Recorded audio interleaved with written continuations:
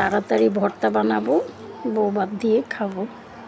তো চলো বউ ভর্তাগুলো কী বানাইলাম তোমাদের নিয়ে করি। হ্যালো এভরিওয়ান, আসসালামু আলাইকুম। তো প্রথমে আমি ডিম ভর্তা করে নিতেছি।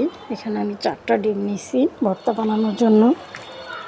বেশি করে পেঁয়াজ কাঁচা মরিচটা আমি তেলে ভাজা করে নিছি, আর ধনেপাতা দিছি।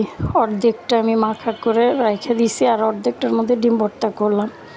দেখো ডিম ভর্তাটা একটু দানা দানা হলে কিন্তু খেতে বেশি ভালো লাগে।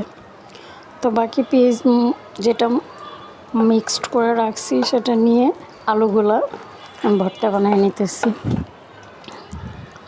তো আলু ভর্তার থেকে আমার আলুর চানা যে বানায়, সিলেটিরা খুব মজা করে খায়।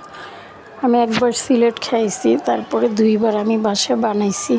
আলহামদুলিল্লাহ, হয়তো ওদের মতো হয়নি, কিন্তু আমার মতো করে আমি বানাইছি, অনেক বেশি মজা লাগছে। তো দেখো আলু ভর্তাটা আমি করে নিলাম। আলু ভর্তাটা আমি একটু দানা দানা করি মুখে ভালো লাগে। আর এখানে দেখো বেশি করে ধনেপাতা পেঁয়াজ একটু মোটা করে দিছি, কাঁচামরিচ, তার সঙ্গে একটু আলু দিছি ছোট ছোট করে কেটে। বউভাতটা দেখো কত ঝরঝর হয়েছে। আমি কিন্তু এটা খুদ দিয়ে রান্না করছি।